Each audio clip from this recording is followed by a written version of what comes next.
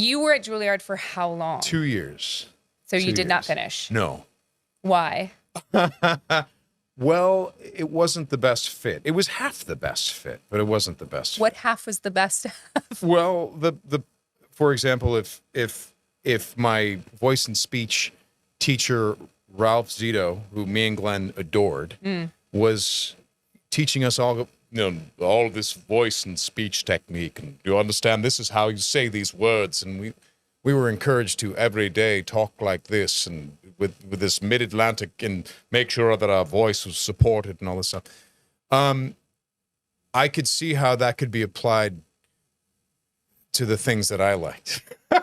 Okay. You know what I mean? Like I'm saying that in a very basic thing, but I'm like, oh, I know how you could use that to be a video game character or something like that. You know what I mean? Like it all made sense to me. I'm like, oh, applying these theater tools to my evil purposes and the things that I liked, which is fantasy, science fiction, stuff like that. That all made a lot of sense. You'd be like, oh, the way he's teaching us, they do that a lot on Star Trek, don't they? Oh, cool.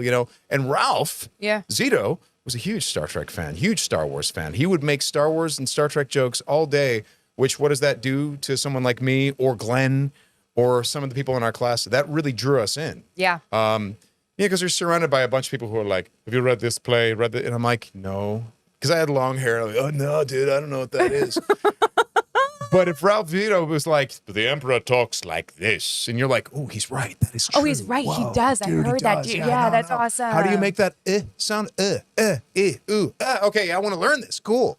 But then there was other stuff where they're like trying to teach you stuff that I wasn't as... Really, at the end of the day, they didn't want to talk about film and TV. And in fact, they would denigrate it.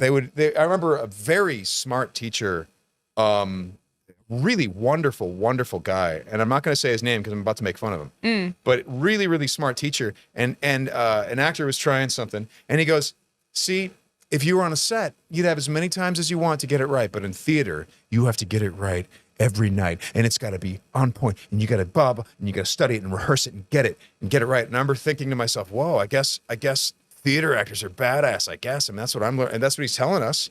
And then years later, you go on a set, and you're like, no, you have like one or two, maybe 3 takes to get your close up right. Oh, and you have to cry, you have to do this, and you've had no rehearsal.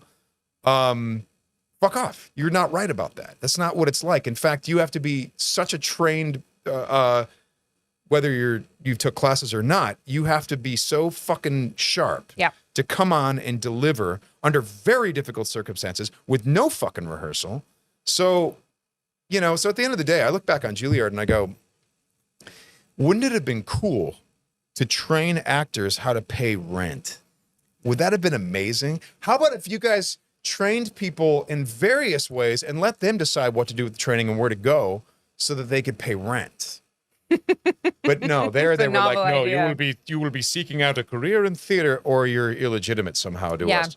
And some teachers weren't like that, and they were great. And then there were some teachers who had a real axe to grind about a lot of stuff and took it out on the kids. Yeah. So it was half great. The people that knew what they were doing and were good-humored and sweet people and really knew their shit, I mean, that was the Juilliard experience that you imagine in your head. And yes, there were teachers who embodied that. Ralph Zito was one of those people. Richard Feldman, Rebecca Guy, and all these wonderful people. And then Eve Shapiro, John Sticks. That was the Juilliard experience you thought you were going to get. And then there were others who I will not name. Yeah.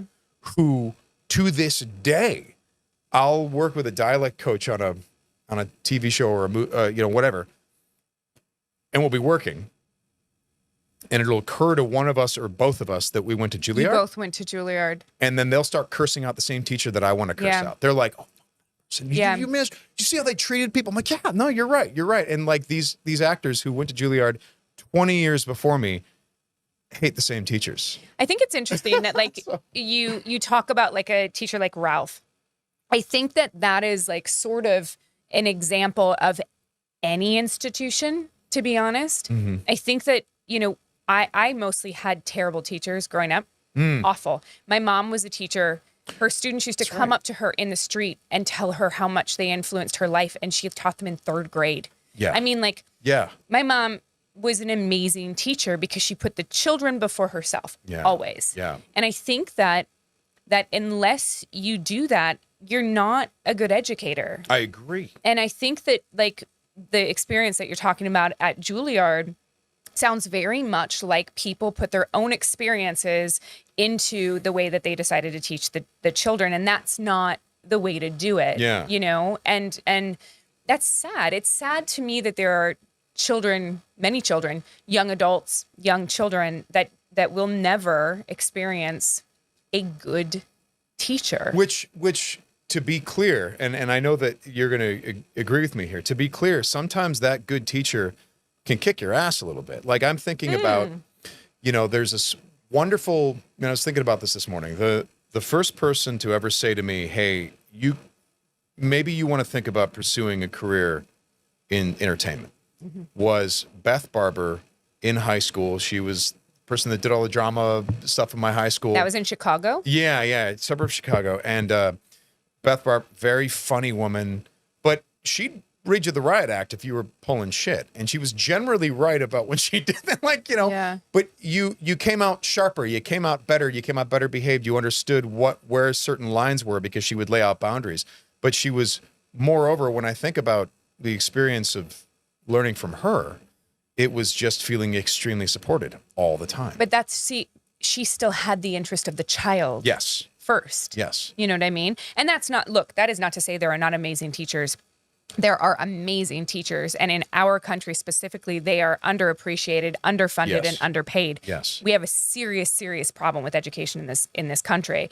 So I'm not piling on teachers because I know that it's really hard. Yeah. So thank you, good teachers. We love you. Yes. Thank you, Beth Barber. Thank you for telling me to be an actor. There you go. Appreciate it. But they can change lives. Totally. Absolutely. But they can also really, really, really grind you into the ground if it's the wrong person. Yeah, absolutely. You know what's funny is at Juilliard, I mostly saw people ground into dust and beat up, and I was able to avoid a lot of it. And the way I avoided it was by not committing, because I saw what happened to the kids that committed. You know, people would say, there would be good teachers who'd be like, you're not really sure you want to be an actor yet. So how are we supposed to work with you when you haven't decided whether you want to commit to being an actor? And they had a really good point. Yeah. But I now, as an adult, look back and be like, why weren't you committing? Because you saw people who were committing around you get their fucking asses It was a kicked defense mechanism. by mean teachers, by people. And there were plenty of times where you see someone get their ass kicked and you're like, this is actually good for the kid. They were fucking around. They really need to learn. You don't do that. But there were too many times where you're like, that person was just trying to do what you said, and now you're basically humiliating them in front of everyone. That's not okay. Yeah. And you're sitting there as a young person, seeing all this behavior play out, thinking, well, these are adults, so this must be acceptable. Jump ahead to when you're the adult, or you jump ahead to when you're working even, like as an actor, and you go, wow, the behavior that I saw from some of those teachers would have been fired off a set if they did that shit.